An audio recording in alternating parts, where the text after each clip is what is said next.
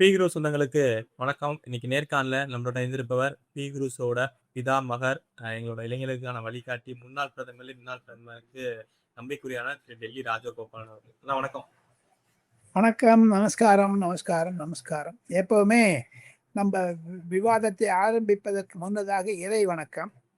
தமிழ்நாட்டில் உள்ள அனைத்து கிராம தேவதைகளையெல்லாம் மனதில் வைத்துக்கொண்டு, அனைத்து ஆதீனங்கள் மடங்களை எல்லாம் மனதில் வைத்துக்கொண்டு, அவருடைய வேண்டுகோள் படி அவரை வேண்டிக் கொண்டு, தென்னாடுடைய சிவனே போற்றி, எந்நாட்டவர்க்கும் இறைவா போற்றி, ஜெய ஜெய சங்கர ஹரஹர சங்கர என்று சொல்லி ஆண்டாள் பாடி திருப்பாவை மனதில் வைத்துக்கொண்டு, அன்ன வயல் புதுவை ஆண்டாள் அவர் தலைவருக்கு அன்ன என்றெல்லாம் சொல்லி 12 ஆழ்வார்களையும் 63 நாயன்மார்களையும் நினைத்து கொண்டு, உலகம் யாவையும் தாமுளவாக்கலும் நிலைபெறுத்தலும் நீக்கலும் நீங்களா அழகிலா விளையாட்டுடையார் அவர் தலைவர் அன்னவர்க்கே எமது சரண் நாங்களே என்று கம்பராமாயணத்தின் முதல் பாசுரத்தை படித்து நான் விவாதத்தை ஆரம்பிக்கிறேன்.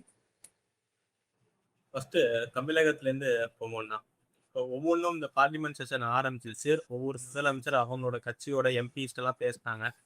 இங்கேயும் நம்ம பார்த்துருப்போம், அதிகமா எம்பி திருத்தல் திமுக கூட்டணியில இருந்தா. திமுக தலைவர் திரு ஸ்டாலின் அவர்கள் வந்து காணொலி மூலியமா பேசினாங்க.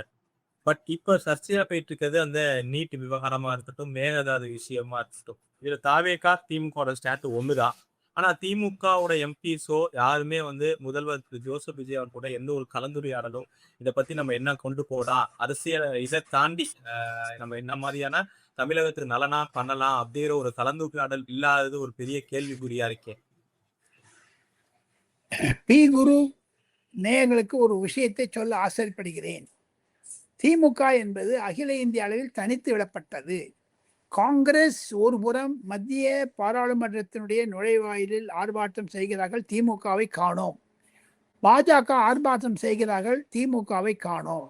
திமுகவுடைய 22 லோக்சபா எம்பிக்களும் 8 ராஜ்யசபா எம்பிக்களும் ஏதோ ராகுல் காந்தியும் திருமாவளவனையும் பார்த்தால் ஒதுங்கி ஓரமாக போடக்கூடிய ஒரு நிலைமைக்கு ஏன் அவ்வளவு ஒரு தலைகுனியை வைத்து விட்டார்கள் தமிழக 8 கோடி மக்கள் என்று தெரியவில்லை. தண்ணீரிலிருந்து மீனை வெளியே தரைக்கு போட்டால் துடிதுடிக்குமே, இறந்து போகுமே, அது மாதிரியான நிலைமை திமுக எம்பிக்கள் இருக்கிறார்கள். வாய்ச்சவடால் அடித்த தயாநிதி மாறனோ ஏதோ பெருவிதா பேசினாக்கூடிய கனிமொழியோ டிஆர்பாலோ இருக்கிற இடம் தெரியாது போயிடுச்சு. அது வந்து தமிழகத்தினுடைய ஜனநாயகத்திற்கு அது சரியல்ல.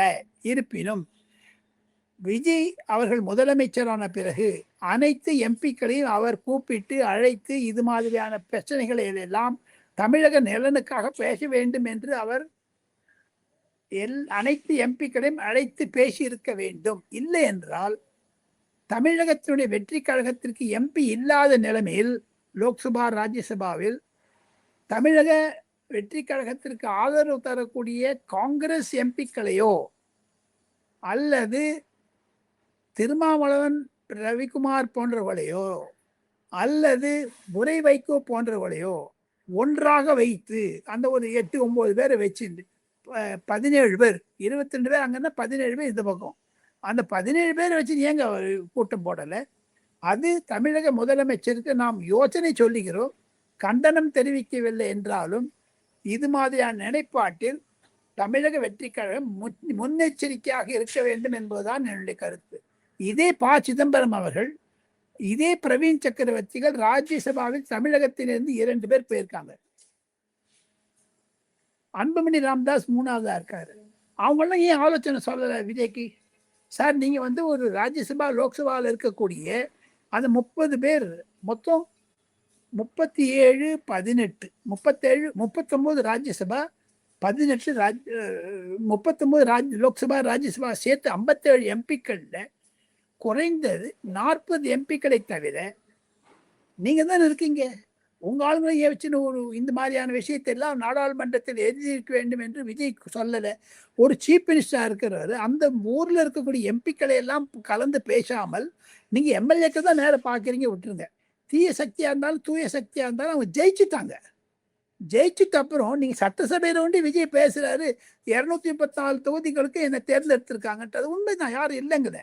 ஆனா அதே மாதிரி எம்பிக்களுடைய விஜய் பேசாது இருந்தது தவறு. நீங்க திமுக எம்பியை விட்டுருங்க சார். தமிழகத்தில் இருக்கக்கூடிய அனைத்து எம்பிகளுக்கு ஒரு இன்விடேஷன் போட்டுருங்க. தமிழகத்தின் இத்தனை கோரிக்கைகள் இருக்கிறது. புத்தகமாக போட்டு கொடுப்பாரு. ஜெயலலிதாவோ, எம்ஜிஆரோ, கருணாநிதியோ, ஸ்டாலினோ இவர் ஒரு புத்தகமாக போட்டு எல்லாருக்கும் பைக் கொடியை நினச்சிட்டுமே. பத்திரிகையில் விளம்பரம் தடுத்தின இத்தனை நாங்கள் பண்ணோம், இதையெல்லாம் பாராளுமன்றத்தில் திமுக எதிரொலிக்கவில்லை என்று ஏன் மௌனமாக இருந்தார் விஜய் என்று தான் ஒரு ஆச்சரியமாக இருக்கிறது. தமிழகத்தை பற்றி பாராளுமன்றத்தில் மேகதாதுவை பற்றியோ அல்லது நீட்டை பற்றியோ திமுகவோ காங்கிரஸ் எம்பிக்களோ தமிழகத்திற்கு துரோகம் செய்து விட்டார்கள் என்பதுதான் என்னுடைய கருத்து. அந்த 39 லோக்சபா எம்பிக்களும் துரோகம் செஞ்சாங்க. எதுக்கு இந்த பாராளுமன்றத்தை தினம் முடக்கிட்டு தமிழ்நாடு பற்றி பேசாத இருக்கீங்க? இதே திமுக மேகதாது பற்றி பேச வேண்டாமா சார்? ஏங்க அவங்க வந்து அதுக்கு நீட்டை ஒழிக்கணும்னு சொன்னாங்க. இப்போ டிபேட்ல ஏங்க அவங்க சேர்ந்துக்க மாட்டேங்கிறாங்க? திமுக காங்கிரஸோட ஒட்டிக்கிறாங்க ஏங்க சார்? அது ஒருவேளை காங்கிரஸும் தாவேக்காவும் திமுக ஒன்னா போகுதா? தமிழகத்தினுடைய எம்பிக்களுடைய நிலைமை அவர நிலைமையாக இருக்கிறது. அவர் தமிழகத்திற்கு எதிர்கொள் கொடுக்கவில்லை என்பதுதான் என்னுடைய கருத்து. இங்க தமிழகத்துல நம்ம பார்த்திருப்போம், சிஜேபி ப்ரொட்டஸ்ட், அந்த நீட் இவர் ராஜினாமா பண்ணணும், எஜுகேஷன் மினிஸ்டர் ராஜினாமா பண்ணணும் அப்படிங்கிற ப்ரொட்டஸ்ட் தமிழகத்துல இங்க நடைபெற்றது. அதுவும் சிபிஐ அவங்க அலுவலகத்துல நடந்தது. அந்த ப்ரொட்டஸ்ட் இப்போ வந்து மாதிரி போயிடுச்சு. நீட்டு ரத்த தாண்டி நீட்டு அந்த எஜுகேஷன் மினிஸ்டர் வந்து ராஜினாமாவை தாண்டி நீட்டு ரத்து தான் குறிக்கோள்னு டிஎம்கே தாவேக்காட்ட கோரிக்கை வைக்கிறாங்க. இந்த போராட்டத்தை நம்ம தமிழகம் தொடர்ந்து நடைபெற்றுட்டே இருக்கும். மெரினாலாம் இது கொடுங்க, அனுமதி கொடுங்க அப்படின்னு சொல்லிட்டு இப்ப மறைமுகமா தாவேக்காவை ஆட்சி செய்யறது பாஜக தான், தமிழகத்துல ஆட்சி செய்வது பாஜக சொல்லிட்டு ஆளுநர் ஷானவாஸ் இன்னொரு ஒரு குற்றச்சாட்டை வச்சிருக்காரு. இதை எப்படி பாக்க? ஆளுநர் ஷானவாஸ் அவர் தாவேக்கா மீது குற்றம் சாட்டுவதை விட திருமாவளவன் மீது தான் புகார் சொல்லுகிறார். ஏன் திருமாவளவன் இதை பற்றி எழுப்பவில்லை, லோக்சபாவில் ரவிக்குமார் எழுப்பவில்லை என்ற ஒரு ஆதங்கம் ஷானவாஸ் மனதில் இருக்கிறது. அதனால தான் அது இன்டிஃபரண்டாக பாஜகவை வைத்துக்கொண்டு டைரக்டா விஜய் எதிர்க்காமல் திருமாவளவனை எதிர்க்கிறார். பாஜக என்ற முதுகின் பேரில் எதிர்க்கிறார். வந்து திமுகனுடைய ஒரு ஐடியாலஜியே ஷானவாஸ் ரிஃப்ளெக்ட் பண்ணுறாரா என்ன? ஷானவாஸ் வந்து தமிழ் வெற்றி கழகத்திலிருந்து விலகி வருகிறாரா? புரியலையே. அவர் வந்து அரசியல் செய்கிறாரு. அவர் வந்து இன்னும் கண்டினியூ பண்ணுமான்னு தெரியலையே எனக்கு. இது நம்ம விடுதலை சிறுத்தை கட்சியில் அவரை ஒதுக்கி வச்சுட்டாரு. அதனால தான் அவர் அப்படி பேசுகிறாரு. ஒதுக்கி வைத்தது திருமாவளவன், ஒதுக்கப்பட்டவர் ஷானவாஸ். அவருக்கு நல்ல முக்கிய பதவி கொடுத்துருக்காங்க.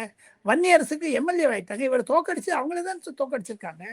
எப்படி பரந்தாமன் வந்து ஓப்பனாக சொல்கிறாரோ எஸ்வி சேகர் என்னதான் நம்ம சேகர் பாபு என்ன தோக்கடிச்சார்னுட்டு, அது கரெக்ட் தானே? எப்படி எழிலன் என்ற முன்னாள் திமுக எம்எல்ஏ சொல்கிறாரோ 60 வயசு மேலுக்குலாம் அவர் சென்சியை தானே ரிஃப்ளெக்ட் பண்ணுறாரு.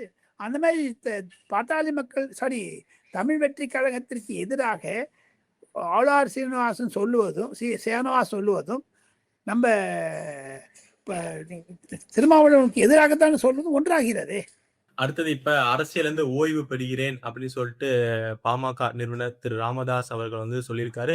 கட்சியை வழி நடத்துறது அன்புமணி அப்படின்றாங்க. இதை எப்படி பாக்குறீங்க? ஏன்னா 6 மாசத்துல என்னங்க மாறிடுச்சு? இதே அன்புமணி பத்தி அவ்வளவு திட்டினாரு. அவங்க அம்மாவை பாத்திரத்தை எடுத்து உடைச்சேன்னாரு, அப்படின்னாரு, இப்படின்னாரு. ஏன் அவருக்கு பெரியவர் 88 வயது ராமதாஸுக்கு அவருக்கு ஏதான ஒரு மருந்து அதாவது உடல்நிலை சரியில்லையா? இது என்னது, எதுக்கு பேசுறாரு? இதே அன்புமணி தூக்கி அடிச்சாரு. இப்ப அன்புமணிலாம் போட்ட இப்ப ஜி கே மணி உள்ளவர் வரமாட்டாரா? இவங்க ஒன்று இணைஞ்சிட்டாங்களா? அந்த மூர்த்திங்கிற என்ன ஆனாரு? எல்லாரும் ஒன்று இணைஞ்சிட்டாங்களா? மீதி பேர் என்ன ஆனாங்க? தாவேக்காவுக்கு எதிர்த்தோ ஆதரித்தோ செய்தாலும் திமுகவுடன் இருந்தாரு மிஸ்டர் டாக்டர் எஸ் ராமதாஸ், 85 வயது மூதறிஞர். என்னாச்சு? தமிழ் வெற்றி கழகத்துடன் நட்பு வைத்துக் கொள்ள வேண்டும் என்ற ரீதியில் தான் தமிழகத்தின் பாட்டாளி மக்கள் கட்சி உணர்கிறது. கூடிய விரைவில் அது நடந்தாலும் நடக்கும். அப்பொழுது விடுதலை சிறுத்தை கட்சிகள் வெளியேறும். இப்ப சென்ட்ரலுக்கு போறோம். சிஜேபியோட இதை வந்து ரெக்வஸ்ட் அவங்க கொடுத்த அந்த 3 இதை வந்து நிறைவேற்றுறதா சொல்லி எஜுகேஷன் மினிஸ்டர் முதல் தடவை வந்து ராஜினாமா செஞ்சிட்டார். அந்த வெற்றிய கொண்டாடும் விதமா 5 ஸ்டார் ஹோட்டல்ல சிஜேபியினர் வந்து இப்ப கொண்டாடுனது பெரிய சர்ச்சைக்குள்ள அமைஞ்சிருக்கு. இதுதான் இவனோட உண்மையான முகம். பாதிக்கப்பட்ட, இறந்து போன மாணவர்களுக்காக போராடவில்லை. இதுக்கு பின்னாடி ஒரு அஜெண்டா இருக்கு அப்படின்னு சொல்லிட்டு இப்ப ஒரு சர்ச்சையா இருக்கு. இத எப்படி பார்க்குறீங்க? கண்டிப்பாக தாங்கள் சொல்வது உண்மை. இந்தியாவில் எதிர்க்கட்சி தேவை. இப்பொழுது ஆளுமை மிக்க பாஜக தன்னுடைய அதிகாரத்தையும் தன்னுடைய ஒரு ஆட்சி பலனையும் இழந்து வருகிறது வட இந்தியாவில். அது உண்மை, யதார்த்தம். அதை நரேந்திர மோடி உணர்கிறார். அதை உணர்வதனால்தான் அந்த தர்மேந்திர பிரதானை ராஜினாமா செய்து அந்த இந்தியில சொல்லுவாங்க ஜித்மே பேட்டான்னு ஒரு வறட்சியில் உட்கார்ந்துருக்காங்க அதிகாரத்துடன் அமைதியுடன் உட்கார்ந்துருக்க. அதெல்லாம் போச்சு. நரேந்திர மோடிக்கு இருந்த ஒரு ஆளுமை என்பதை கேள்விக்குறியாக்கி விட்டார் தர்மேந்திர பிரதான். எங்க இவ்வளோ பெரிய கட்சிக்கு ஒரு ஆளை எங்க சேவ் பண்ணணும்? திமுக வந்து ராஜா விடுன்னு சொன்னாங்க, காங்கிரஸ் டக்குன்னு விட்டுடுச்சு. அந்த மாதிரி பண்ணியிருக்கிறோம். இது கடைசி நிமிஷத்து ஏன் தர்மேந்திர பிரதான் ராஜினாமா சொன்ன கட்சியில் இன்னைக்கு பாருங்க முரளிதர் ராவ் என்று தமிழகத்துடைய பாஜகவிற்கு அப்சர்வராக இருந்தவரே காமெண்ட் கொடுத்திருக்காரு. ஆர்எஸ்எஸ் பாஜகவிற்கு எதிராக இருக்கிறது. ஆர்எஸ்எஸ் என்ற அமைப்பினுடைய தலைவர் மோகன் பாகவத் கான்வர்சேஷன் வேணும், கான்ஃபரன்டேஷன் கூடாது, பேச்சுவார்த்தை சும்மாக இருக்க வேண்டும், சண்டை கூடாது என்றெல்லாம் சொல்லுகிறார். ஸோ ஆக வச்சு பார்த்தீங்கன்னா கண்டிப்பாக வட இந்தியாவில் பாஜகவுடைய ஒரு திறமை குறைந்து வருகிறது.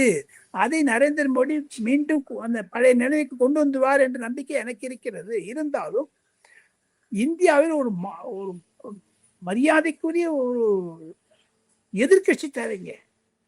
எதிர்கட்சி இந்தியாவில் இல்லவே இல்லைங்க. ராகுல் காந்தி ஆன பொட்டி படுகை ஃபாரின் போயிடுறாங்க. இது 245 தடவை போயிட்டுருக்காங்க. 22 நாள் மேற்கு வங்காள தேர்தல் போது ஊரில் இல்லவே இல்லைங்க. ஏதாவது பாராளுமன்றம் நடக்கும்போது வராது, அப்புறம் டக்குன்னு போயிடுறாரு. என்னங்க இது? அவர் எதிர்கட்சி தலைவராங்க. அவர் இன்னும் நேற்று பாருங்க தர்மேந்திர பிரதான் ராஜினாமா பண்ணிட்டு சொல்லியிருந்தார். இன்னைக்கு அமித்ஷா ராஜினாமா பண்ணோங்கிறாரு. பிரதமர் மன்னிப்பு கேட்கணும். இவர் என்னதுக்கு இவர் மன்னிப்பு கேட்கணுமே ஃபாரின் போகிறதுக்கு?